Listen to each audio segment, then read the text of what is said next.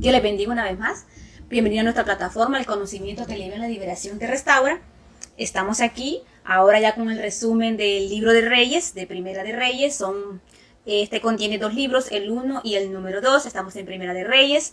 Sin antes recordarle y darle las gracias a todos que se han unido a nuestra plataforma, de decirles que si pueden ver nuestro video de inicio anterior donde hablamos sobre mis primeros pasos como cristiano, esta plataforma se abrió con ese fin de las personas recién convertidas.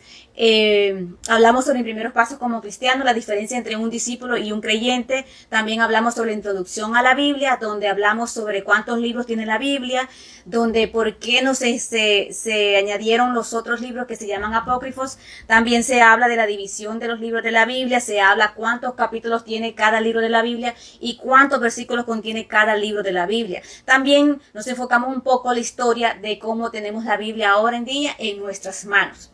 Así que rápidamente, después de darle las gracias y recordarles que siempre estamos orando por cada uno de ustedes. Rápidamente quiero leer un versículo de la Biblia en Salmo 32, versículo 5, que dice así, en nombre del Padre, del Hijo y del Espíritu Santo. Dice: mi pecado te declaré y no encubrí mi iniquidad. Dije, confesaré mis transgresiones a Jehová y tú perdonarás la maldad de mi pecado. Lo voy a leer una vez más. Mi pecado te declaré y no encubrí mi iniquidad. Dije, confesaré mis transgresiones a Jehová y tú perdonarás la maldad de mi pecado. Este versículo es bien agregado para lo que hemos estado leyendo en los libros de historia, ¿verdad? Desde que empezamos el libro de Josué en adelante. Es muy agregado para todos los que han reinado en el pueblo de Israel, los que han gobernado el pueblo de Israel. Así que vamos a hacer una pequeña oración. Al final vamos a estar orando por cada uno de ustedes también. Y como les digo, siempre todas las peticiones están en nuestra agenda de oración y hay un grupo que está orando por ustedes. Señor Jesús, en esta hora te damos gracias, Padre amado, por la oportunidad que nos da de llevar una vez más a cada corazón, a cada vida, Padre Santo de la gloria. Gracias, Dios mío, por esta oportunidad que nos da de compartir tu palabra como tus servidores, Padre Santo de la gloria. Ya que tú nos has encomendado, Dios mío amado, llevar el evangelio, Padre Santo, a cada persona, Padre amado. Aquí estamos, Dios mío amado, llevando el mensaje, Dios mío amado, para que las personas se animen, Dios mío amado. Y aquel que está desanimado, que ya no quiere leer la Biblia, Padre amado, aquel que ya no quiere, Señor amado, acercarse a ti, Padre Santo, yo te pido, Padre, en el nombre de Jesús de Nazaret, mi Dios amado, que por medio de tu palabra, Dios mío amado, esa persona reciba, Dios mío amado, una liberación, Padre Santo, que se rompan las cadenas, Jehová, que se rompan las ataduras, Padre Santo, que se rompa todo yugo de esclavitud, Jehová, todo espíritu de desánimo, Dios mío amado, todo espíritu de pereza, de turbación, Padre Santo de la gloria. Padre, en tu palabra encontramos la libertad, Jehová, en tu palabra encontramos restauración, Padre Santo de la gloria. En tu palabra encontramos consuelo, encontramos la guía, Dios mío, y la fortaleza para nuestras vidas, Padre Santo de la gloria. Yo te pido, mi Dios amado, que a cada hogar donde este mensaje llegue, Padre Santo, donde esta enseñanza llegue, donde este resumen llegue, Padre Santo de la gloria, dé frutos al 100 por 1, Padre amado, porque tu palabra dice que jamás regresará vacía, Padre Santo, y hará lo que tiene que hacer conforme a tu voluntad, Padre amado de la gloria. Padre, en el nombre de Jesús Nazaret, mi Dios amado, así te pido por cada una de las personas, Dios mío amado, que a diario brindan sus vidas a ti, Padre Santo de la gloria, reconociendo que te han fallado, Dios mío, que se han alejado de ti, pero que han vuelto una vez más a ti, Padre Santo de la gloria. Gracias, Señor amado de la gloria. Guía nuestras vidas, Dios mío amado, cada día, Señor amado, en el nombre de Jesús Nazaret. Amén y amén. Primero el libro de Reyes. Dice que los libros 1 y 2 de Reyes están originalmente unidos en un solo libro. No sabemos quién fue el autor humano de este libro, pero sí quién lo inspiró. Las tradiciones judías dicen que fue Jeremías posiblemente, y bien podría ser, como dicen algunos teólogos. La narrativa cubre casi 500 años desde el inicio hasta el eclipse de la monarquía. En la historia del ascenso y la caída de los reinos, de una gran promesa y un miserable fracaso, de tragedia e incluso de esperanza en medio de todo. Algunos le llaman las crónicas de grandes reyes y también de reyes infieles. Vamos a ver por qué. En los libros anteriores hemos visto que eran gobernantes, ¿verdad? Y que terminamos con José, que ya había 2 reyes, el que era Saúl y era David. En primer capítulo del libro de Reyes, en el verso 1 al 4, vemos una débil condición del rey David, porque ya estaba anciano, bueno, no tan anciano, tenía 70 años. Vemos que habían personas que duraban más años, pero vemos aquí que con 70 años David pues había vivido casi una vida de 3 hombres, aparte de ser un guerrero, y pues gobernar el pueblo de Israel no era nada fácil. Aquí se describe que David estaba un poco enfermo y que las sábanas no le calentaban. Consiguieron a una persona que se llamaba Micaela que fuera y lo calentara, que se acostara con él y le daba calor humano. David nunca quiso tocar a esta joven, o sea, una concubina, era una esposa porque se casó con él. Eso era permitido en aquellos tiempos. En el versículo número 5 vemos el resumen, la presunción de Adonías, otro hijo de David. Adonías violó un principio básico de las Escrituras. Debemos dejar que sea Dios quien nos exalte y no nosotros exaltarnos nosotros mismos. En el verso número 6, Adonías hacía lo que le daba la gana. Dice que describe aquí que su padre, desde que nació, no le corregía. Este muchacho nació después de Absalón, y me imagino que David se sintió recompensado de parte de Dios y consentía a este muchacho mucho. Ahora, más adelante, como les dije, la Biblia es como un eslabón que nos va llevando de un lugar a otro, y que todos estos libros, esta recopilación de libros, es porque todos se entrelazan entre uno hacia el otro. Cuando lleguemos a la etapa del Nuevo Testamento, vamos a ver cómo todo el Antiguo Testamento se cumple en el Nuevo Testamento. Por eso empezamos desde el libro de Génesis, para las personas que están empezando en el Evangelio. Ya los que tenemos un tiempo más avanzado, ya podemos leer libremente, primeramente el libro del Antiguo Testamento y luego venimos al Antiguo Testamento. Pero cuando somos nuevos en el Señor, nosotros nos interesa todo desde el principio, desde la raíz. Entonces, por eso es el motivo de lo que estamos haciendo, esto resumen para cada uno de nosotros, ¿verdad? De los que ya leyeron la Biblia, y ahora resumimos qué es lo que encontramos ahí. Adonías decíamos que nació después de Absalón. En el 7 al 10, Adonías prepara un banquete. Oiga bien. Por eso a los hijos se les da amor y rigor. En el capítulo de 7 al 10 encontramos que Adonías prepara un banquete para derrocar al rey David, el cual era su padre. No olvidemos que ese reinado le pertenecía a Salomón por promesa de Dios a David. A David. En el 11 al 14, el profeta Natán escuchó que este había hecho un banquete y corrió donde Betsabé a decirle de que se había preparado, que ya prácticamente Adonías había ocupado el trono del rey David. Pero claro, por su lado, porque no podía llegar ahí donde vivía el rey David y quitarle el trono, ¿verdad? Y pide a Natán, era un profeta, pide a Betsabé que vaya donde el rey David a contarle lo que está sucediendo. Del 15 al 27 vemos que Betsabé pone en marcha el plan que le dijo el profeta Natán, y va hacia donde el rey David, y vemos cómo Betsabé respetaba a este rey, ¿verdad? Y le dice que se pone de rodillas y le dice: rey mío, tú dijiste que Salomón iba a reinar después de ti. Y le cuenta qué es lo que está sucediendo. Del 28 al 30, ¿verdad? El rey David se compromete a arreglar lo que está sucediendo y hacer las cosas bien. Entonces, para darle la sucesión a Salomón, a quien correspondía. En el 31 al 37 se preparan los arreglos para la unción de Salomón como rey. En el 38-40, aquí vemos a Salomón, es ungido y proclamado como rey. Ahora, un rey legítimo, ¿por qué? Porque él no supo el trono. El mismo rey le está dando el trono a Salomón. En el capítulo 41 al 49, vemos que Adonías se da cuenta que Salomón es proclamado rey y que toda la nación lo está siguiendo a él. En el 50-53 vemos la misericordia de Salomón hacia Adonías. En aquellos entonces, cuando alguien tomaba el trono, siempre se mandaba decapitar a quien quería usurpar el trono. Pero aquí Salomón tuvo un poco de compasión hacia su hermano. Luego continuamos en el capítulo número 2, en los versos 1 al 4, vemos los consejos de David para el nuevo rey. O sea, como padre y ahora, como hijo, y ahora está como un padre aconsejando a un rey que era su hijo. Qué hermoso esa experiencia. De 5 al 9 vemos un buen consejo sobre la manera de tratar con amigos y enemigos. ¿Y quién más que David? Un rey que fue, Dios mío, que los amigos, los hermanos lo traicionaron. Cuántas cosas pasó con el rey David. Del 10 al 12 llega la muerte del rey David. De 13 al 18 vemos una petición de Adonías hacia Betsabé, una apelación para que le dé la esposa o la concubina que tenía el rey David. Como él no se llegó a ella, entonces él podía libremente pedirla. Pero Betsabé no se da cuenta que lo que él está haciendo era como estar reclamando el trono. Viene Betsabé en el 19 al 21, acepta la petición y va donde Salomón. Salomón se enoja mucho, le dice, ¿por qué no le das también el trono a él?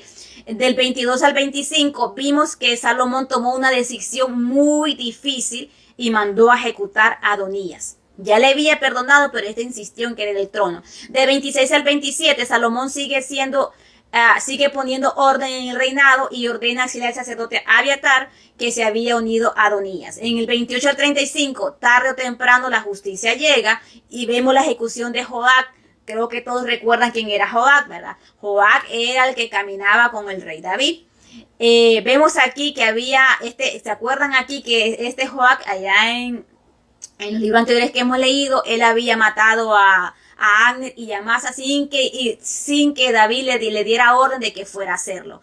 Entonces aquí pues, como le digo, siempre tarde o temprano llega la justicia de Dios. Del 36 al 46 aparece Simei, que estaba asociado con la casa anterior del rey Saúl, y este se mostró como una amenaza para la casa de David, y lo mandaron bajo arresto domiciliario.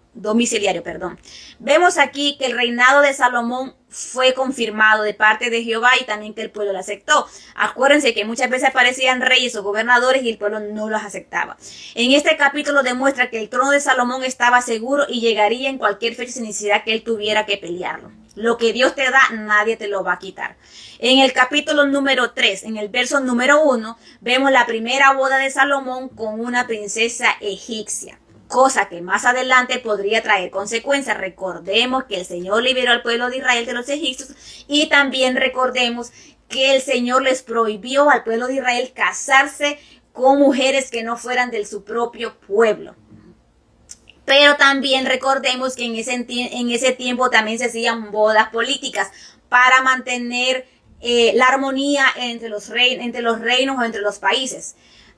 2 al 4 del capítulo número 3, aquí se describe que Salomón amaba a Jehová y que éste empezó a dar los estatutos, ¿verdad? Y las ordenanzas que el Señor había dado al pueblo de Israel, y dice que éste hacía sacrificio todos los días, así como se describe en el libro de Éxodo.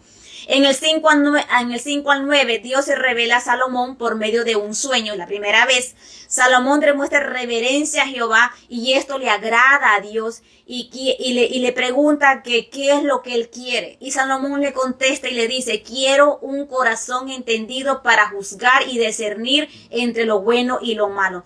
Vemos aquí que Salomón tuvo la oportunidad de pedir todo lo que él quería, pero no, él pidió un corazón entendido para juzgar y discernir entre lo bueno y lo malo. Es aquí una oración que podemos hacer al Señor para cada uno de nosotros, que nos dé un corazón entendido y que nos ayude a entender entre el bien y el mal. En el 10 al 15 vemos que Jehová le agradó lo que Salomón pidió y le dio una gran promesa. En el 16 al 22 aquí se pone en marcha la sabiduría de Salomón y llegan dos mujeres donde Salomón, que si usted quiere saber la historia, leas el capítulo número 3 del primer libro de Reyes, que es muy interesante lo que sucedió ahí.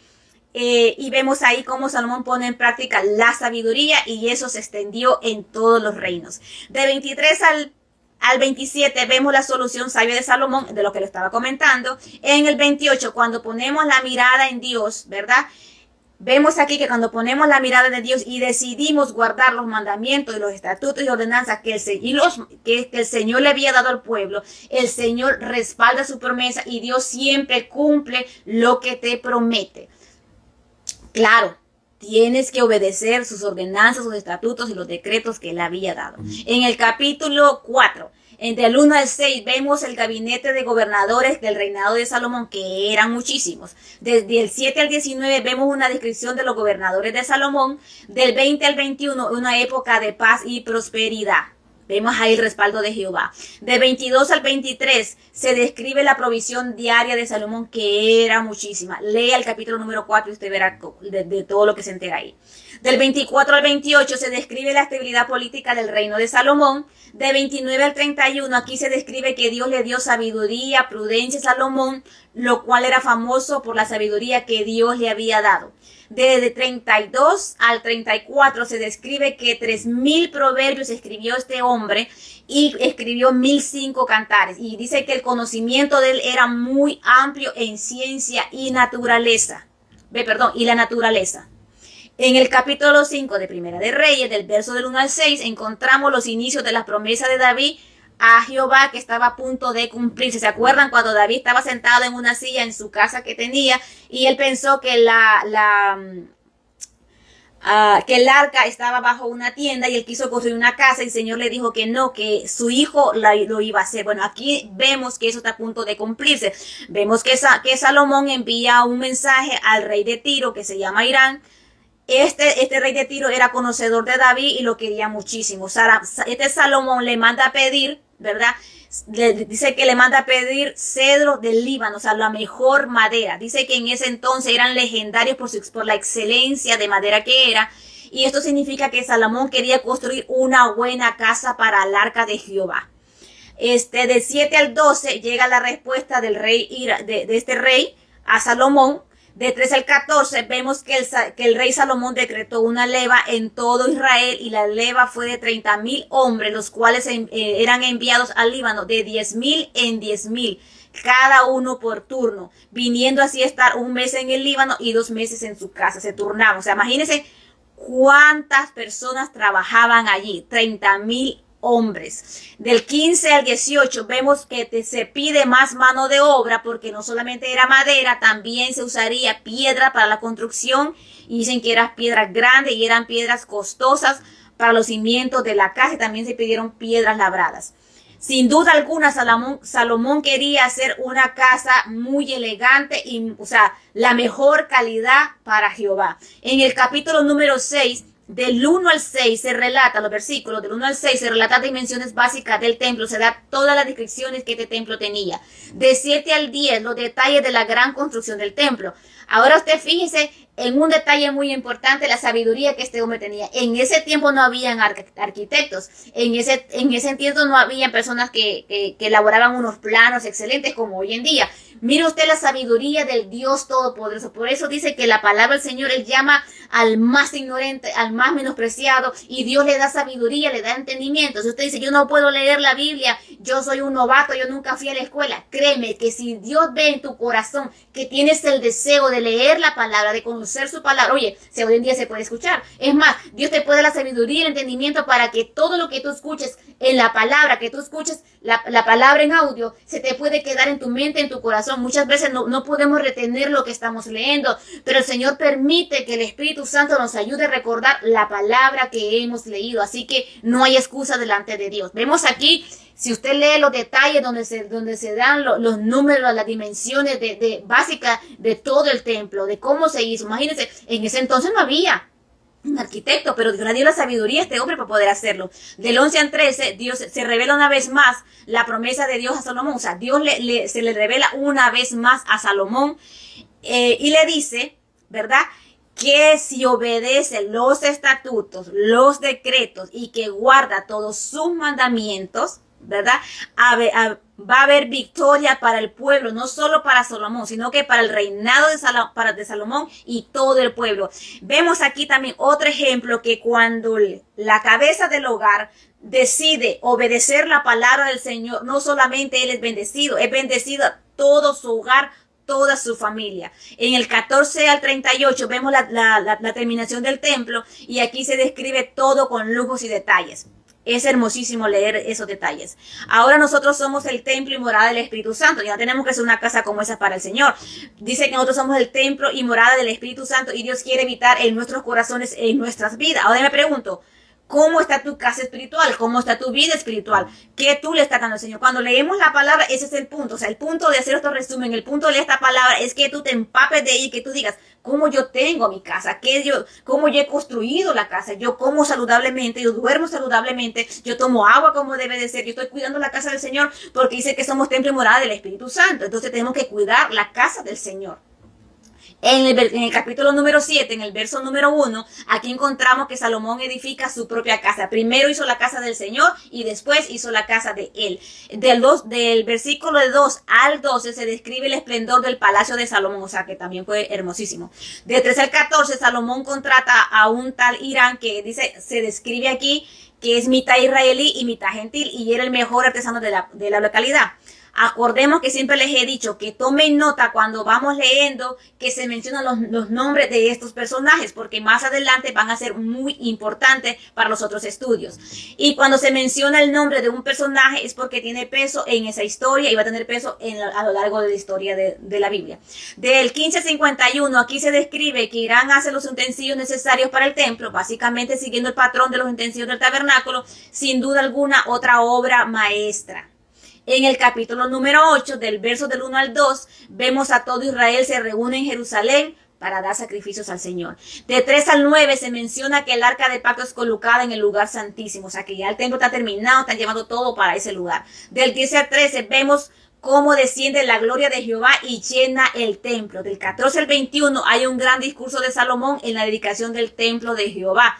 De 22 al 23 vemos otro encuentro de Salomón con el Señor y dice que este sigue reconociendo la grandeza y el carácter de Dios. Salomón respetaba mucho la presencia del Señor. De 24 al 26, aquí Salomón vemos cómo reconoce que Dios es su hacedor y su guardador y que Él cumple las promesas que le ha dado a él, bueno, a su padre y a él. De 27 al 30 vemos aquí que Salomón empieza a pedir algo y mire lo que Salomón pide. No le resumí todo, pero quiero que usted vaya y busque el capítulo número 8 de Primera de Reyes. Dice que una de las peticiones de Salomón fue que en ese lugar honre, dice que Salomón quiere que Dios more en ese lugar y que honre a aquellos que lo busquen ahí. O sea, que el Señor le pide a Jehová, le pide al Señor que su presencia permanezca allí en ese lugar, en la casa que él había construido, y que escuche la oración de los que lleguen ahí a orar. En el 31 al 32 le pide que escuche cuando el pueblo haga un juramento en el templo. En el 33 al 34 le pide que escuche cuando su pueblo es derrotado, que le escuche para que les pueda dar la victoria. En el 35 al 40 dice que sea benevolente y que escuche en tiempo de plaga y de hambre. En el 41 al 43 dice que responda a la oración cuando llegue un extranjero a orar ahí. Usted está pidiéndole a Jehová que escuche y que responda a la oración. En el 44 al 53 dice, escucha cuando Israel salga a batalla y llore cuando esté en cautiverio. O sea que cuando Israel sea cautivado en medio de una batalla y sea llevado, pero si llegan a ese lugar a orar, a adorar, que él por favor les escuche. En el 54 al 61 vemos cómo Salomón bendice al pueblo de Israel. En el 62 al 66 vemos la gran fiesta en dedicación al templo. Es muy interesante la oración de este varón. Él no estaba pidiendo para él, estaba pidiendo para el pueblo, estaba pidiendo inclusive hasta para los extranjeros. En el capítulo 9, del 1 al 5, vemos aquí cómo Dios confirma la respuesta a la oración de Salomón. En el verso 6 al 9, Dios le advierte a Salomón que si se llegara a apartar, oiga bien, Dios le advierte a Salomón que si él se aparta de los mandatos, estatutos, ordenanzas y mandamientos, vendría juicio para él y para la nación entera. En el 10 al 14 vemos más madera y oro del que el rey de Tiro está enviando. Vemos también que el rey Salomón dio a Irán 20 ciudades en la tierra de Galilea, pero a este como que no le gustó mucho, ¿verdad? Y dice que ahí también y ahí se mandó a hacer un templo y un palacio. Dicen que no fue buena idea hacer eso allí. Vamos a ver, porque acuérdense que el pueblo, o sea, siempre que había un lugar para adorar al Señor, para hacer los sacrificios, pero si aparecía otro lugar, el pueblo de Israel iba para allá a hacer idolatría. Entonces, tenía que haber un solo lugar donde la gente fuera a adorar, fuera un solo templo, porque en ese entonces había demasiada idolatría y el pueblo de Israel con una chispita se volvía a la idolatría en un 2x3. O sea, solo le tocaban un poquito y ahí iba. En el 15 al 24 se describe sobre la mano de obra de los esclavos del remanente de los pueblos cananeos, ¿verdad? O sea, que había más trabajo. Del 25 al 28 se describe el financiamiento de las expediciones navales de los extranjeros que trajeron, se describe el financiamiento de expediciones de navales que trajeron oro de regreso. En ese entonces tenían barcos, navegaban, como les digo, no habían carros en entonces, eran barcos y caballos.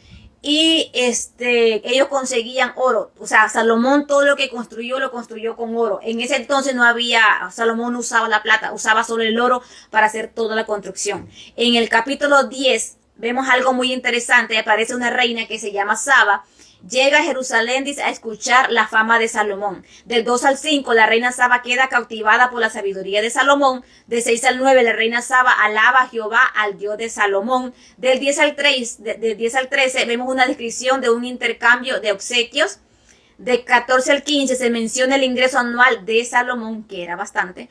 De 16 al 27 se relatan los ejemplos de la riqueza y prosperidad de Salomón. Del 28 al 29 vemos que hay un interés de Salomón de comerciar con caballos. Salomón también era un hombre de negocios, o sea, este hombre lo tenía todo, era el paquete completo. En el capítulo 11, del 1 al 3, vemos la descripción de los matrimonios ilícitos de Salomón. Y empezó a casarse con moabitas, con de sirios y de todas esas naciones que el Señor había prohibido que no lo hicieran. Aquí es muy lamentable lo que sucede más adelante. Del 4 al 8 se describe que todas las esposas de Salomón lo que hacían que día a día lo iban alejando de Dios, porque estas esposas no adoraban a Jehová, ellas tenían sus propios dioses. De 9 al 13 vemos que Jehová se enoja contra Salomón y le dice que romperá el reino y que lo entregará a su siervo. Dice que no lo haré en tus días por amor a David.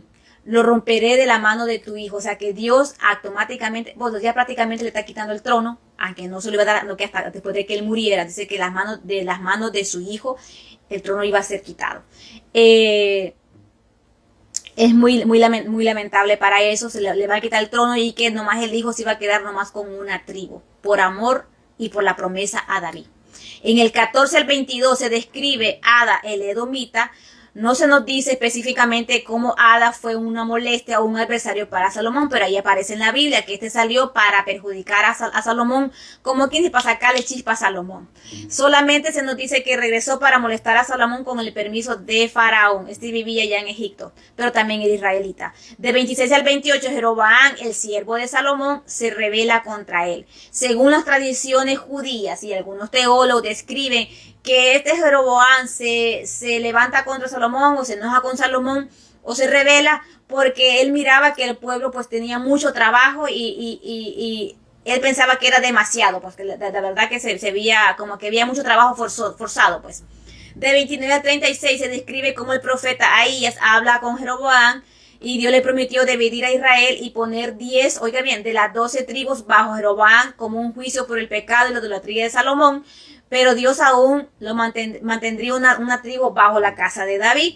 Aquí ya se le dio una promesa a este hombre. De 37 al 40 vimos la gran oportunidad de Jeroboam. Dice que la palabra que Dios, le volvió a hablar y le dice, te tomaré a ti y tú reinarás de todas las cosas que deseare tu alma y serás rey sobre Israel. Y cuando Salomón se enteró esta palabra que le dio un profeta a Jeroboam, Salomón quería matar a Jeroboam. En el 41-43, los días que Salomón reinó en Jerusalén sobre todo Israel fueron 40 años. Dice que comenzó a reinar a los 20 años y se cree que murió en apostasía. O sea, no sabemos si Salomón se salvó o no salvó. Eso solo lo sabe el Señor. Porque muchos dicen que no se salvó, que se fue para el infierno, que no sé qué, que no sé cuánto. Pero yo digo, el único que sabe que si salva o no salva se llama Jehová. Ustedes porque fue el único que conoce todas nuestras mentes y nuestros corazones. Y además es el único que dio la vida por cada uno de nosotros, tiene derecho de quitarla o ponerla. En el capítulo número 12 del primer libro de Reyes, desde el 1 al 5, vemos los ancianos de Israel le ofrecen a Roboam, el hijo de Salomón, el trono de Israel. De 6 al 7 vemos el consejo de los ancianos a Roboam. Había sido consejero de Salomón en sus tiempos. Del 8 al 11, Roboam desecha el consejo de los ancianos y toma el consejo de los más jóvenes. usted ya se imagina qué consejos le dieron esos jóvenes. Del 12 al 15, Roboam se vuelve rebelde y le contesta a Jeroboam y a los ancianos ásperamente. De 16 al 19 se describe que Roboam es rechazado como rey sobre las 10 tribus del norte. O sea, esas tribus le pertenecían a Jeroboam, porque acuérdense que se lo habían dado a él, ¿verdad? Pero este quería gobernar todas las tribus y las tribus no querían seguirlo, ¿verdad? De 20 al 24 se relata que Roboam intenta reunificar la nación a la fuerza. Y ya, si usted lee este capítulo 12 del Primera de Reyes, se va a dar cuenta que dijo que si el padre de David los oprimía y Salomón los oprimía, él más los iba a oprimir. O sea, ¿quién quiere un rey así? 25. Se describe la nueva capital de Jeroboam en Siquén. Jeroboam es el otro que está reinando. Acuérdense que ya aquí el reinado se está dividiendo. De 26 al 29, Jeroboam pone... Oiga bien lo que pasó. Ya tenía el trono asegurado. Jeroboam. Estamos con Roboam y Jeroboam. Jeroboam ya tenía el trono, o sea, el reino asegurado. Pero él no quería subir a dar... acuérdense que no quería subir a hacer los sacrificios al templo donde iba Roboam, porque él pensó que aquel le iba a quitar a su gente. Mírame como cuando tenemos dudas lo que Dios nos da. No quiso ir a ese lugar porque pensó que el otro rey, Jeroboam, le iba a quitar a su gente, le iba a quitar su reinado y le iba a quitar su trono, y que también la gente se le podía ir con el otro. Decidió hacer altares, decidió hacer templos en ese lugar ahí, el mismo templo que en los versos anteriores vemos que no se debió hacer. Pero aún así Salomón lo hizo. ¿Y ahora para qué sirvió ese templo? Para que idolatría, para que Jeroboam llevara al pueblo a la idolatría. Las 10 tribus lo llevó a la idolatría. En el 30-33 se describe el establecimiento de la religión de Jeroboam. O sea, que él creó un establecimiento. Jeroboam hizo otros lugares de adoración, rechazó los mandamientos de Dios en cuanto al sacerdocio de Israel y estableció sacerdocio propio suyo a su gusto. Él quiso adorar a Dios a su conveniencia, como muchos hoy en día. No queremos seguir la palabra del Señor. La palabra del Señor es clara y la queremos seguir a nuestro antojo, a nuestra manera. En el capítulo número 3, en el verso del 1 al 2, aparece un varón de Dios y se revela aquí la pronta destrucción del altar en Betel, en Jeroboam, de Jeroboam. Acuérdense que hizo un altar ahí, y entonces aparece un varón de Dios o un profeta y anuncia, ¿verdad?, de que se va a hacer destrucción ahí. De 3 al 5 se demuestran las señales para confirmar las palabras del profeta. Se quiebra el altar, se derraman las cenizas. Jeroboam manda matar al varón de Dios y la mano, oiga bien, el profeta da una profecía, ¿no? La profecía se cumple y Jeroboam manda matar a ese profeta. Y mira lo que sucede. La persona que iba a matar a este profeta dice que levantó la mano y la mano se le secó y no la pudo enderezar jamás. 6. Mucho cuidado cuando levantamos contra un hijo de Dios, un hijo del Dios Todopoderoso, un verdadero hijo, porque hay muchos ahorita que son el rótulo de cristiano. Pero cuando usted es un hijo de Dios, cuando usted intenta y quiere obedecer la palabra del Señor, tiene el respaldo total de Dios sobre su vida. Se levante quien se levante, no podrán con la mano de Jehová. En el 6 se describe la súplica de Jeroboam al profeta de Dios que interceda por él. El profeta de 7 al 10 relata que él rechaza eso y no quiere ir, y el Señor le habló a este profeta y le dijo que no comiera nada, que no tomara nada. Es más, le dijo que no regresara por el camino de donde iba, que ni siquiera regresara por el mismo camino para regresarse, ¿no? Que tomara otros caminos. Le prohíbe que tome cualquier cosa de Jeroboam. El 11 al 17 se describe que sobre un viejo profeta en Betel invita al varón de Dios a cenar. Otro profeta, que había muchos profetas, apareció otro profeta y se describe que él preguntó dónde estaba este profeta de Dios y decidió seguirlo. Fue seguirlo y le dijo que el ángel de Jehová se le había aparecido y que le había dicho que lo llevara a su casa y que le diera alimento a este varón de Dios, porque se describe como varón de Dios. Entonces este varón de Dios cometió un error porque ni siquiera preguntó. Solamente le dijo lo que Dios le había dicho, pero él no preguntó a Dios. Él le dijo al profeta: el Señor me dijo que no regresara por el mismo camino, que no tomara agua, que no comiera ni nada. Entonces, no, pero es que el ángel de Jehová me llamó y me apareció y me dijo que te viniera, que te dijera que pudieras comer y tomar. en mi casa, o sea, otro profeta. Pero ¿qué pasa ahí? Muchas veces nosotros somos engañados aún por gente que, como yo siempre digo, son lobos vestidos de ovejas. Antes de cualquier decisión, antes de cualquier cosa que usted vaya a hacer o que vaya a decir, mejor consulte a Jehová. Ya Dios le había dado una palabra a este hombre, a este que se describe como el varón de Dios, pero este no confirmó, este varón de Dios no confirmó con Dios y dice, Señor, eres tú que me estás mandando a decir que regrese, eres tú que me estás diciendo que vaya porque me habías dicho lo contrario, ahora me estás diciendo todo lo contrario, tú me estás dando esta orden, o sea, él no hizo eso y se fue para la casa de este profeta. En el 18 al 19 vemos aquí que Dios sí le habla a este profeta y por la misma boca este profeta, mientras están comiendo, le dice al profeta que engañó, o sea, al varón de Dios, y le dice, Dios mío santo, que le dice ahí en el 22 del 20 al 22, le dice que iba a morir, o sea, porque has desobedecido las ordenanzas que yo te di, has desobedecido y vas a morir, o sea, se le decretó la muerte. Entonces, vemos en el 23 al 25 que se cumple la palabra del profeta y este muere, y mire cómo muere. En el 25 al 32 dice que el varón, bueno, ahí dice en la parte de la Biblia, dice que este iba y que un león se lo comió. Aquí se describe que el varón de Dios recibe un entierro, o sea que el profeta, el que lo engañó, fue y le da un entierro decente a este, y este fue testigo de lo que sucedió, que la palabra de Dios se cumplió, o sea que cuando no obedecemos la palabra del Señor, mire aquí dos casos, un profeta que fue y dijo algo que Dios no había dicho, engañando a otro profeta, ¿verdad? Y este otro profeta no pidió confirmación a Dios. Mire lo que sucedió después, o sea, desobedeció lo que Dios le había dicho. De 33 al 34 vemos que con todo lo sucedido, o sea, que lo que Jorobán se está dando cuenta de esta historia, de todo lo que está sucediendo, lo que sucedió, o sea, si Dios no tuvo misericordia con este profeta porque desobedeció lo que ya Dios le había dicho, usted se imagina, usted siendo un líder, usted siendo lo que es, Dios le da una palabra, usted está viendo lo que está pasando a otra persona y aún así, o sea, estamos viendo en los tiempos que estamos, ¿no? Pero no queremos obedecer la palabra de Dios. Este rey Jorobán está viendo que Dios ni siquiera perdonó a este varón de Dios que describe la Biblia, que desobedeció la palabra y ¿qué pasó? Murió. Ahora, yo no sé si se fue con Cristo o no se fue con Cristo, porque yo no estaba en ese tiempo. Ahora, pero lo que sí vemos es que el Señor cumple lo que dice. O sea, si no guarda mis ordenanzas, mis estatutos y mis decretos y mis mandamientos, ching, o sea, mueres. En el capítulo 14, que es lo que encontramos, del 1 al 3, vemos que este Jorobán tenía un hijo y está enferma. Y le dice a la esposa que se transforme,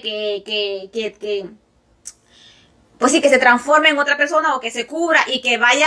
Ahí viene Jorobán, se acuerda del profeta que le dio la profecía que él iba a ser rey. Entonces se acuerda de ese profeta y va que la mujer le consulte a este profeta sobre su hijo.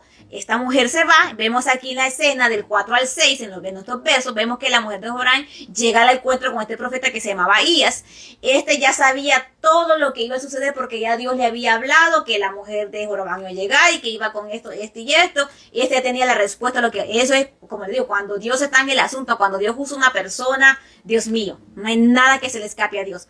De 7 al 11, vemos que Ahías le declara la terrible juicio, o sea, a esta pobre mujer y fue en busca de consuelo de su hijo, y lo que le declaran es un juicio contra su casa, contra todo el reinado de su esposo. En el 12 al 16, vemos que inmediatamente, como el profeta Ahías le había dicho que tras que pusiera su pie en la ciudad, su hijo iba a morir, y así sucedió.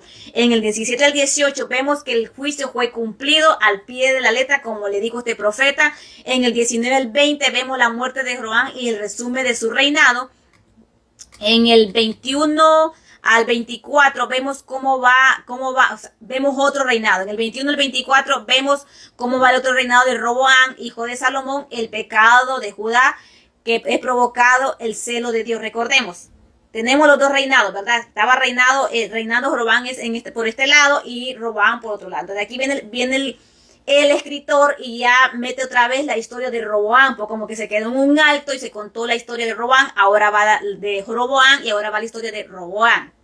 En el 25 al 26, ¿verdad? Dios aquí castiga a Roboam por medio de Egipto. Del 27 al 28, tristemente, vemos la decadencia del reino de Judá bajo Roboam. 29 al 31, aquí se relata la muerte de Roboam y el resumen de su reinado. Tristemente desobedeció la palabra del Señor, no quiso hacer nada conforme a los decretos que el Señor había hecho, o sea, un total desastre los dos lados. Capítulo 15. Del 1 al 8 vemos que aquí se describe otro rey, o sea, otro reinado. Y este se llamaba Abías, que es conocido en Segunda de Crónicas 13 como Abías. Este era hijo de Roboam, solamente reinó 3 años, hizo todo pecado igual que su padre. En el 9 al 11 vemos otro reinado que es de Asa, de Judá, dice descendiente de David también. El 12 al 15, aquí vemos que trajo reformas al pueblo, quitó la idolatría y sirvió a Jehová.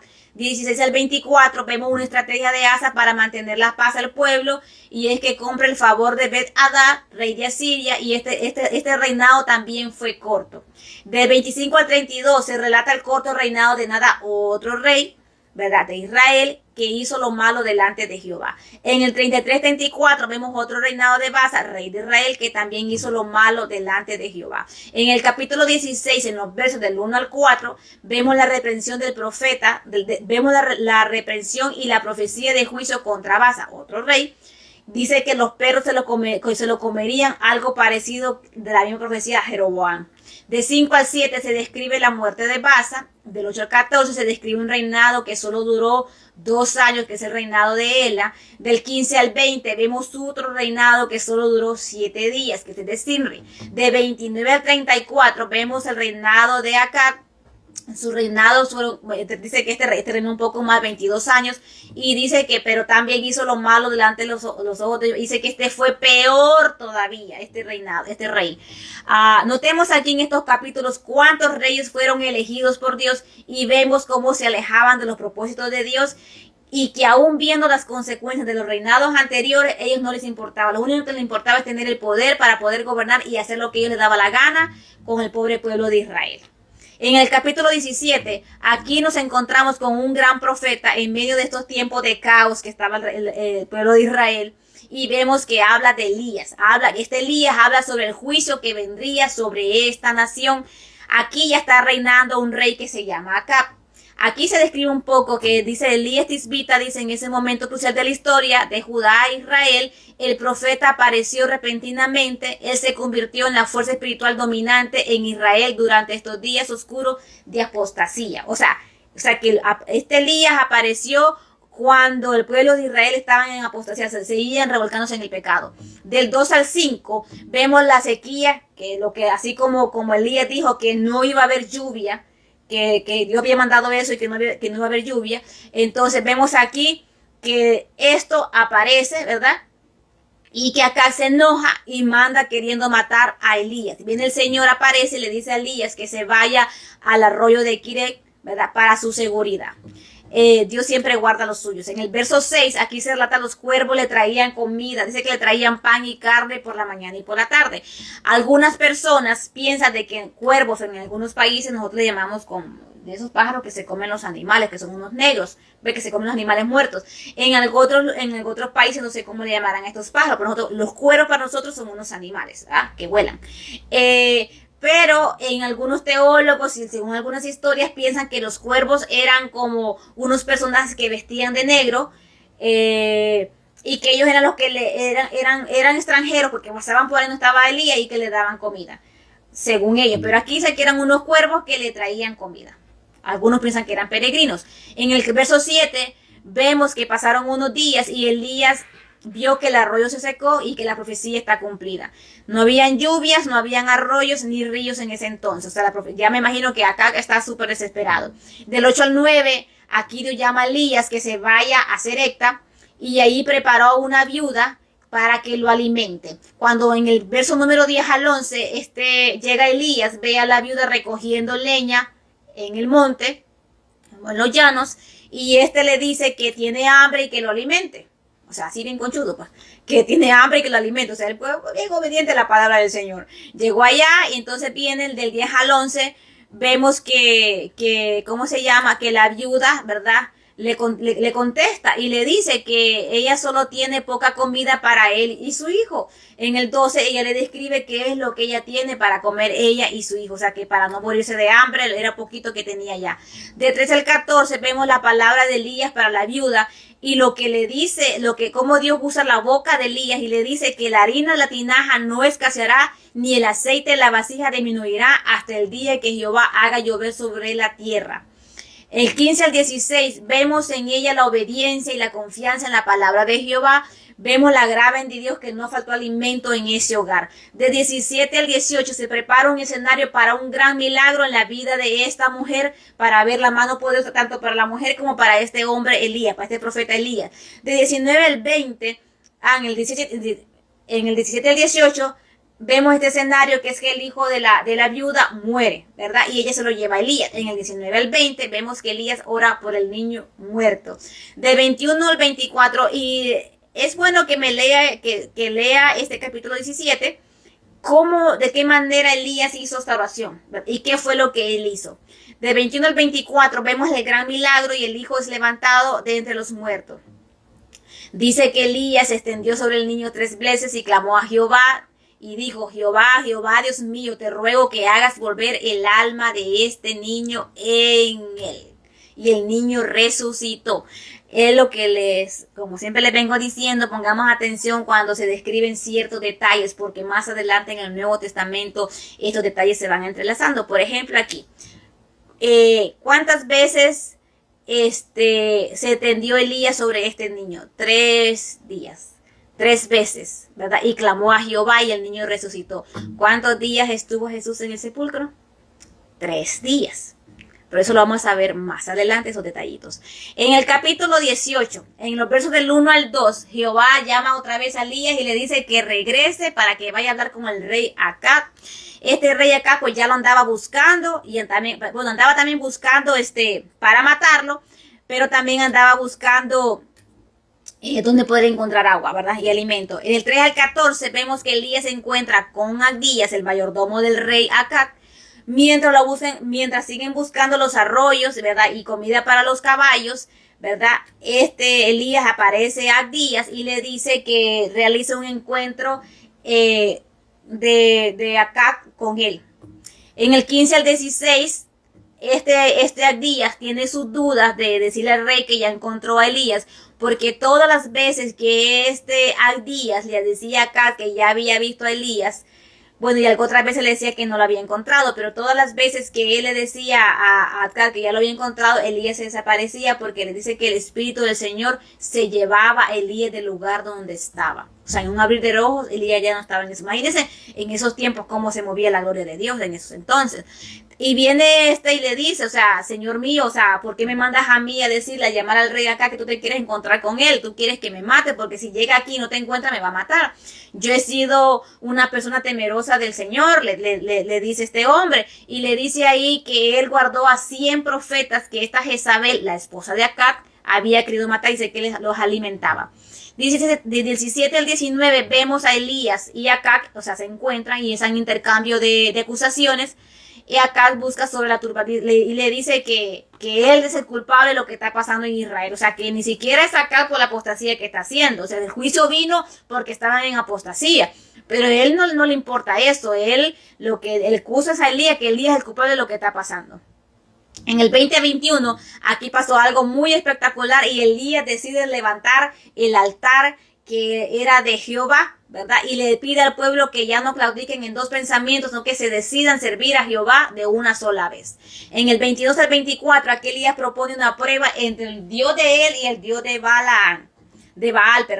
En el 25 al 27, aquí vimos cómo los profetas de Baal, eran 400 profetas de Baal y 400 de Acera, oran por fuego a su Dios. Usted se imagina cómo estaba ese pueblo, ¿verdad? Todo lo que hacían. Aquí se describe que estos hombres, los profetas, ellos se rayaban así su cuerpo para derramar sangre sobre estos altares, sobre estos dioses que ellos tenían ahí, y que daban vueltas y gritaban y danzaban. Te imaginas eso, todo satánico, todo diabólico, pero que estos dioses no les contestaban. Y de ahí por allá, Elías, por allá en un rincón viendo lo que estaba pasando, y Elías se burlaba de ellos. O sea, lee la historia, es muy interesante.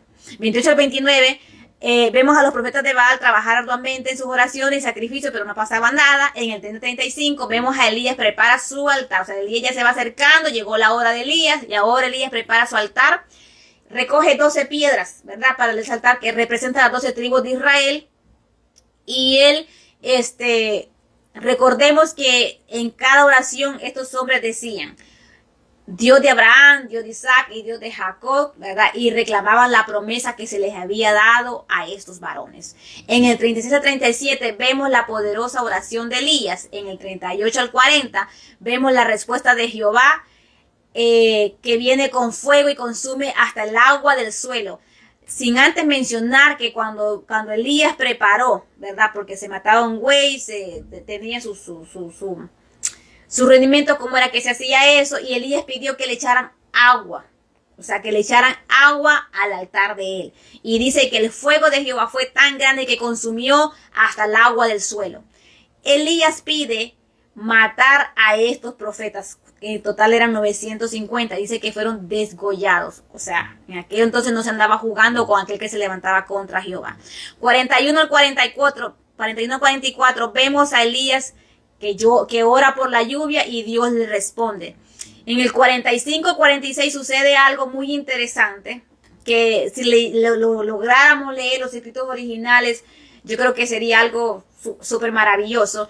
Dice que el recorrido asombroso de 14 millas, según unos escritores, Elías atravesó, dice, todo el campo, dice, y que la mano de Jehová lo sustentaba. O sea, que Elías iba delante de Acab en un recorrido, pero era que iba como elevado, que la mano de Jehová lo llevaba recorriendo el campo.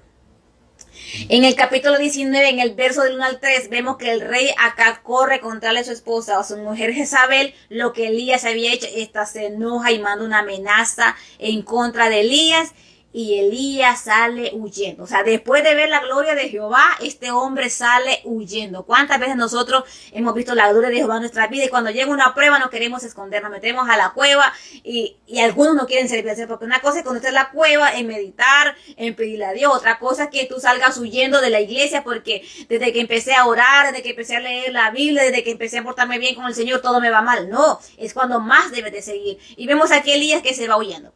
En el 5 a 8 vemos la gracia de Dios ministra las necesidades físicas de Elías por medio de un ángel. Se le llevaba alimento a Elías. De 9 al 10 vemos a Elías en una cueva y cómo Dios permite que Elías desahogue sus frustraciones. O sea, el mejor psicólogo que tenemos, Jehová de los ejércitos.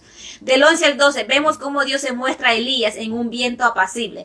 Ahí da otras descripciones, pero yo cogí la parte donde Dios aparece en viento apacible. De 13 al 15 vemos que después de este encuentro Dios le da trabajo a Elías, que hace, o sea, ya quítate la depresión, tu angustia y sal para afuera, ve a trabajar. Entonces Elías se va, dice, a preparar un nuevo rey, porque ya el reinado de Acab había llegado. 16 al 18, aquí Dios le describe a Elías que 7,000 personas no doblaron sus rodillas ante Baal, o sea, que no estaba solo, porque Elías decía, solo yo he quedado, me quieren matar, han matado a todos tus profetas. Y le dice, no, Elías, tranquilito, no eres el único. Hay 7,000 más que no han doblado sus rodillas a Baal.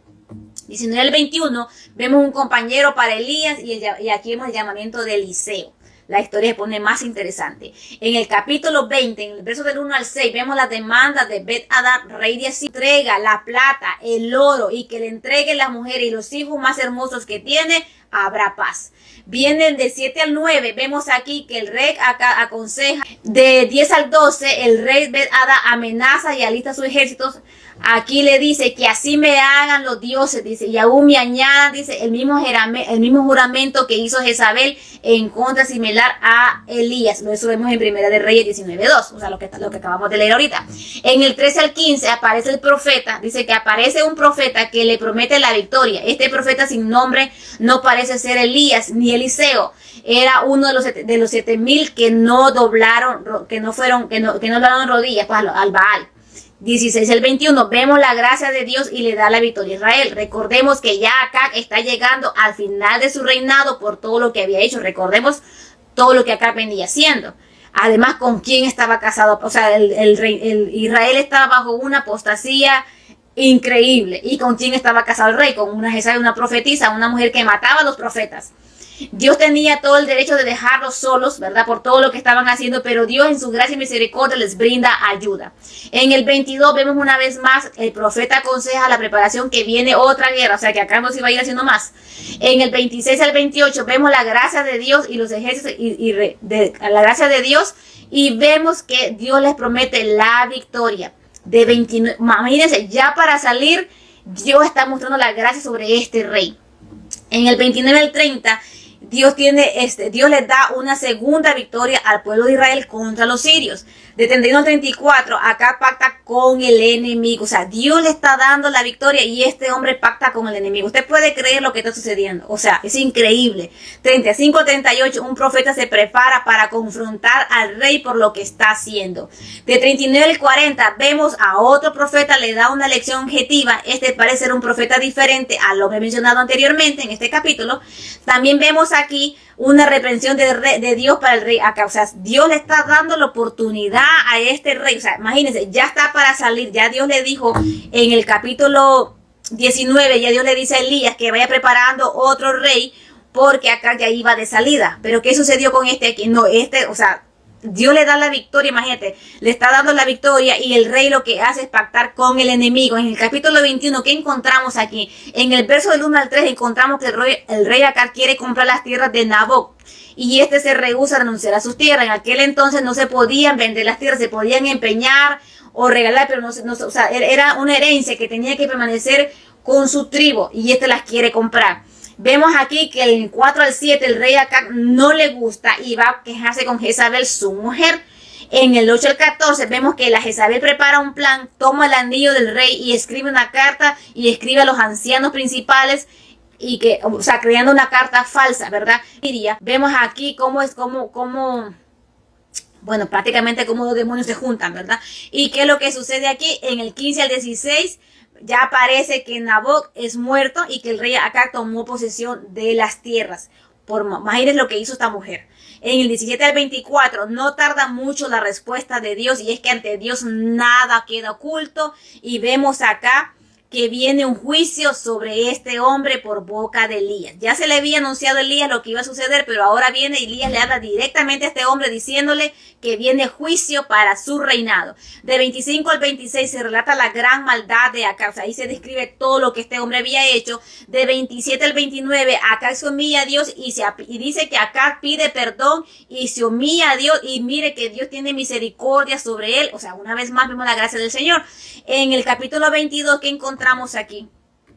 En el capítulo número 22, del 1 al 4, se describe 3 años sin guerras. Vemos al rey Acab poner sus ojos sobre la ciudad de Ramot de Galá y quiere conquistarla. O sea, vemos que ya estaba de salida. Pide perdón, pide misericordia, Dios se la da y le extiende un poquito más su reinado. Ahora, ¿qué sucede? No está tranquilo con lo que tiene, no está tranquilo con lo que Dios le ha dado y quiere conquistar otras tierras. Vemos aquí que aparece un hombre llamado Josafat del 5 al 9 y le propone que antes de buscar otra tierra, antes de conquistar, o sea, como de hacer otra guerra, le pregunten a Jehová qué opina él sobre eso. Entonces viene y manda a llamar a los profetas que él tiene. Lógico, los profetas que tiene, porque usted sabe que el pecado siempre se multiplica. La Jezabel tenía sus profetas, manda a buscar los profetas y le dicen lo que él quiere escuchar, por eso eran sus profetas. Entonces viene Josafat, no se queda tranquilo porque todos le dicen que vayan a la guerra, porque Dios va a estar con él, le va a dar la victoria. O sea, estos profetas decían lo que Acab quería escuchar. Entonces viene no se queda tranquilo y dice, no tienes a alguien más, no hay otro profeta más para poder consultarle. Y entonces viene Acab y dice, sí, existe uno, se llama Micaías, pero no me gusta, porque siempre habla contra mí, siempre habla en mal de mí. O sea, siempre le decía lo pecado, lo malo que estaba haciendo. Entonces le dice el que lo manden a llamar.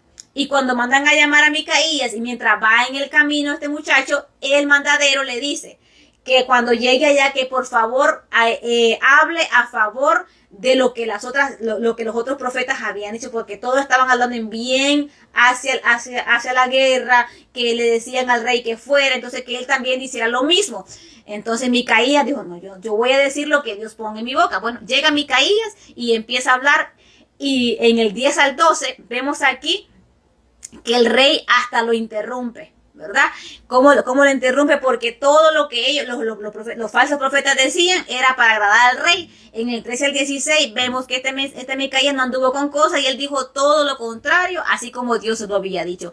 En el 17 al 18, el rey interrumpe a Micaías mientras está hablando. Pero viene Micaías y vuelve y le dice en el 19 al 23, vuelve y le dice qué es lo que Dios está haciendo. Y también le dice al rey, porque viene el Señor, le revela a Micaías que lo que está sucediendo en una visión y le dice que él ha usado esos 400 profetas para que digan lo que él quería escuchar. En el 24 al 28 vemos la reacción de los falsos profetas y de Acat y qué es lo que sucede.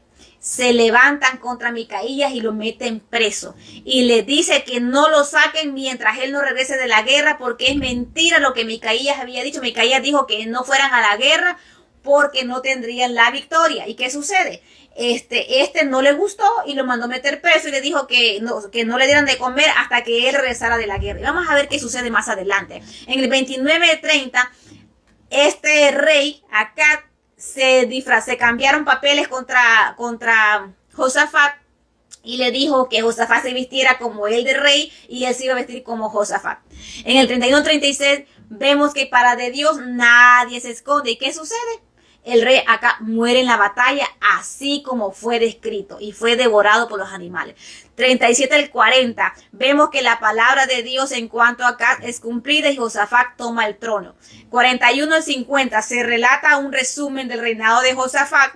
51 al 53 vemos otro reinado malvado del rey Ocosías de Israel, hijo de Acat. Vemos claramente la maldición generacional.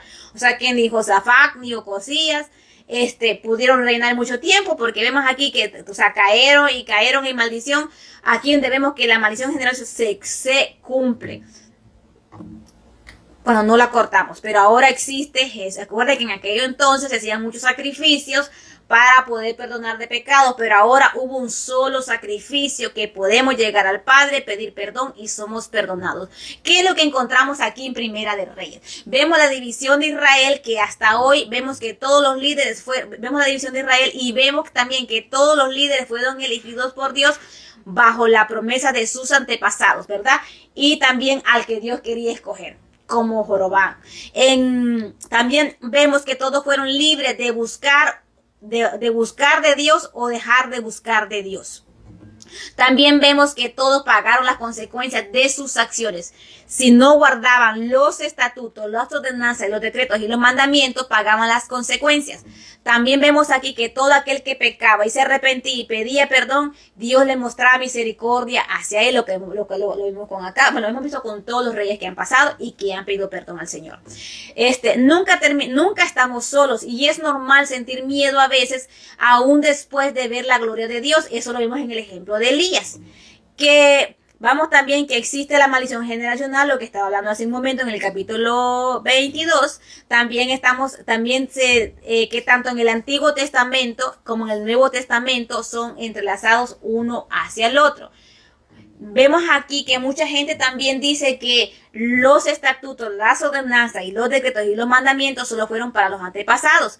Pero todos los que hemos llegado hasta aquí nos damos cuenta qué es lo que Dios está pidiendo que hagamos. Es lo que tanto nos hace falta hoy en día en nuestros hogares, en nuestras vidas. Todos los estatutos, las ordenanzas, los decretos y los mandamientos hacen falta en la vida de nosotros. Hasta aquí no ha habido nadie, aquí en Primera de Reyes no hemos encontrado a nadie que guarde realmente al 100% los estatutos, las ordenanzas, los decretos y los mandamientos. Hasta aquí no había nadie que lo guardara al pie de la letra, pero había gente como Salomón, como David, que trató de estas 4 cosas, trató de guardarlas, trató de hacer todo lo posible por agradar a Jehová, y eso es lo que Dios veía. Por eso se dice que David era conforme al corazón de Jehová. Por eso Dios bendijo también a Salomón, porque al principio Salomón empezó bien, terminó mal, es verdad, porque tomó las decisiones. Pero ¿cuál es el propósito de hacer estos resúmenes? Es que veamos que cuando tomamos malas decisiones nos va a ir mal, y que si hacemos las cosas bien nos va a ir bien. Vemos aquí que Jesucristo dijo claramente que Él vino para cumplir la ley. Pues hasta ahorita no hemos encontrado, como les decía, a ninguno. Jesucristo fue el único que cumplió la ley, solamente Él, y no ha habido uno antes de Él ni después de Él que cumpla la ley, que podamos cumplir la ley. Por eso vivimos bajo la gracia.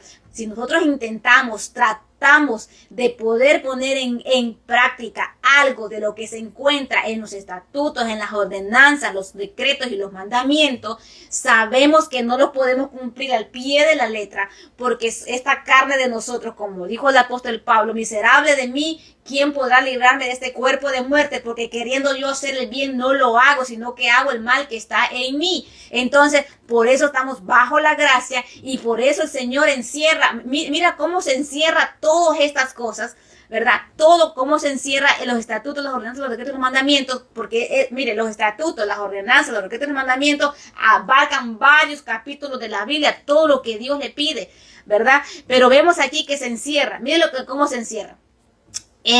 Dice, este es el primer y grande mandamiento: amarás al Señor tu Dios con todo tu corazón, con toda tu alma y con toda tu mente. Y dice, el segundo es semejante a este: amarás a tu prójimo como a ti mismo. De estos dos mandamientos depende toda la ley y los profetas. O sea, ahí se encierra. Ahora, que vamos a decir que todo esto que se pide aquí que hagan, que, o sea, solo a ellos se les pidió que vivieran en santidad, solo a ellos se les pide que vivan diferente, que hablen diferente, que traten a la gente de manera diferente, que gobiernen diferente, que ayudemos de manera diferente. Solo a ellos se les pide, no, a nosotros se nos pide que hablemos de manera diferente, que nos conduzcamos de manera diferente. Se nos exige y se nos pide que ayudemos a nuestro prójimo, que amemos a nuestro prójimo como a nosotros mismos. El mundo está como está hoy en día porque está como estos reyes que solo querían poder, solo querían gobernar. ¿Para qué? Para subyugar o para llevar al pueblo al pecado. Dígame usted qué presidente, qué rey o a dónde está encontrado un líder que quiere llevar al pueblo la nación, el país, la ciudad, la aldea, que quiere llevar a esa gente a buscar a Dios para el bien. Dígame usted qué persona se hace rico y quiere que toda la aldea también tenga en abundancia, tenga riqueza. No, todo lo contrario. El que tiene más dinero en esa aldea quiere gobernar a todos los de la aldea y quiere comprar todas las casas de las aldeas y quiere tener a todos los esclavos de la aldea. Ahora, ¿qué sucede? O sea, ¿por qué el mundo está por qué las iglesias están como están hoy en día? Porque hay muchas personas que están disfrazadas, hay muchos líderes que están disfrazados como líderes que Dios escogió, hay muchas personas que están disfrazadas con el nombre del pastor, pero no son pastores, hay muchos líderes que Dios da la oportunidad de liderar en una iglesia como presidente de jóvenes, presidenta de damas, presidente de caballeros, pero ¿qué pasa? Quieren gobernar, quieren tener conocimiento, quieren aprender, pero no quieren que los demás pequeñitos aprendan. El deber de nosotros es enseñar a otros para que crezcan, porque aquí, bajo el reinado de Dios, bajo el gobierno de Dios, bajo la palabra de Dios, nadie es más que nadie. Ante los ojos de Dios todos somos iguales. Usted puede tener el mejor estudio que yo, usted podrá hablar mejor que yo, puede tener el mejor dinero que yo, el mejor carro, o sea, todo lo mejor puede tener usted, puede ser la más linda, la más hermosa, es más, Dios la puede usar a usted de una manera sobrenatural haciendo milagros, pero usted no es más que yo.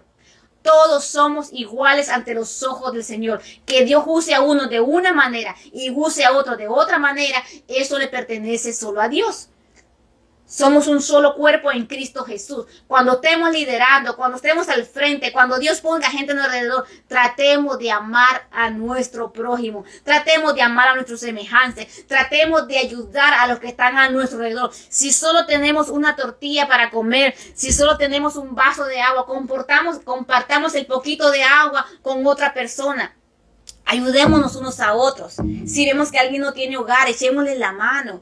Lo que pasa es que cuando empezamos a ganar dinero, a generar ganancias para nosotros, queremos todo para nosotros y no queremos compartir. Por eso es que estamos como estamos. Aún dentro de las iglesias vivimos miserablemente. Hay gente pobre en las iglesias porque se les exige tanto. Hay gente que se les exige prácticamente todo lo que ganan como diezmo, como ofrenda. Porque si no diezman, si no ofrenda, no tienen privilegios, no tienen cargos en la iglesia porque ahora se ha exigido. Y vemos que la palabra del Señor nos dice que es algo del corazón. Dice el Señor, trae vuestros diezmos. Él no dice, les exijo que traigan los diezmos, las ofrendas a mi altar. No.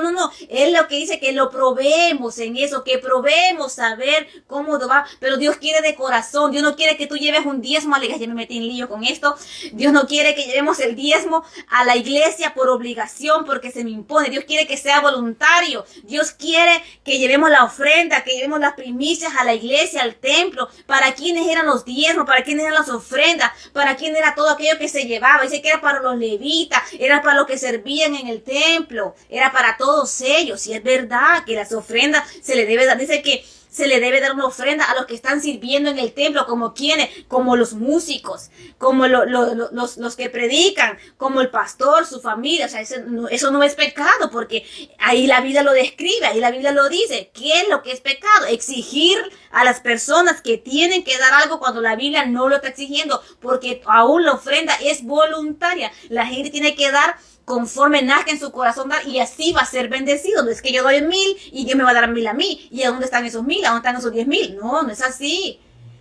Debemos, dice la palabra del Señor, que bueno, si leemos, por eso les digo, el conocimiento te libera y la liberación te restaura. Si llegamos a conocer los estatutos, las ordenanzas, los decretos y los mandamientos, y conocer que todos fueron encerrados en un solo sacrificio que fue Jesucristo, porque fue el único que pudo cumplir con todo esto que se estaba exigiendo, y Él fue el sacrificio perfecto, el cordero inmolado que llevó todos nuestros pecados.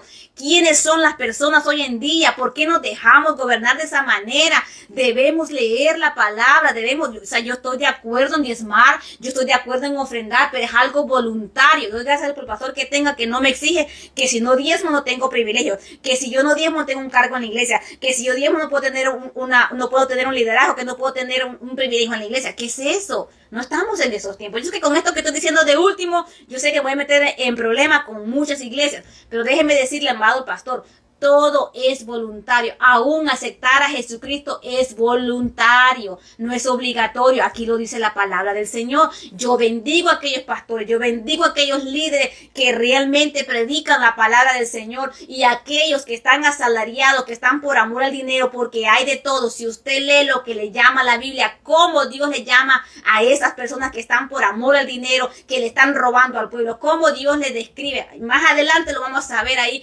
cómo Dios le describe. Mira Dios lo que hacía con estos líderes. ¿Usted cree que usted se va a escapar con lo que usted está haciendo? No se va a escapar de eso, porque Dios todo lo quiere voluntario. Imagínate que aún cuando vamos a orar, tiene que ser voluntario. La oración, todo tiene que ser voluntario, o sea, tiene que nacer de nuestro corazón. Eso es lo que vemos, lo que hemos encontrado desde Génesis hasta Primera de Reyes, es que Dios quiere todo voluntario. Dios le dio estatutos, decretos, ordenanzas, mandamientos a este pueblo, pero el Señor le decía que lo hicieran de corazón, que no de labios solamente, no por exigencia, sino por amor.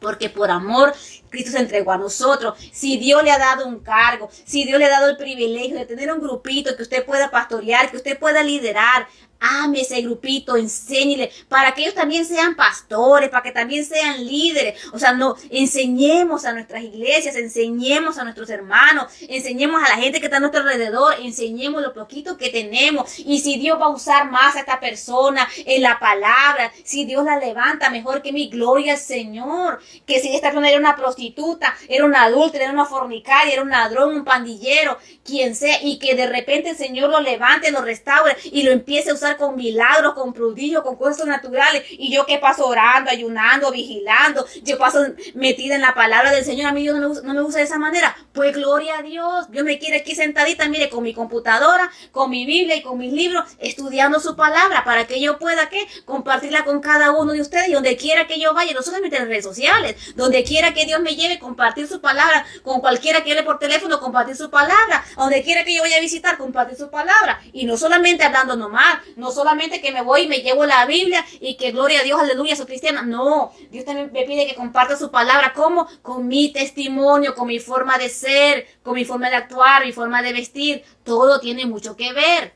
Y eso lo vamos a ir estudiando poco a poco. Así que no le exijamos a las personas. Lo único que yo le puedo decir que es voluntad propia. Y gracias por haber llegado hasta el final de este resumen, que estoy tratando de, si me ven que hablo mucho o hablo muy rápido, es que como es un libro completo, yo trato de hacer el resumen pues lo más poquito que se pueda, ¿verdad? Pero hay mucho de qué hablar en la palabra del Señor, así que el Señor le bendiga. Gracias por llegar hasta este momento. Le esperamos en la próxima, en el segundo libro de Reyes.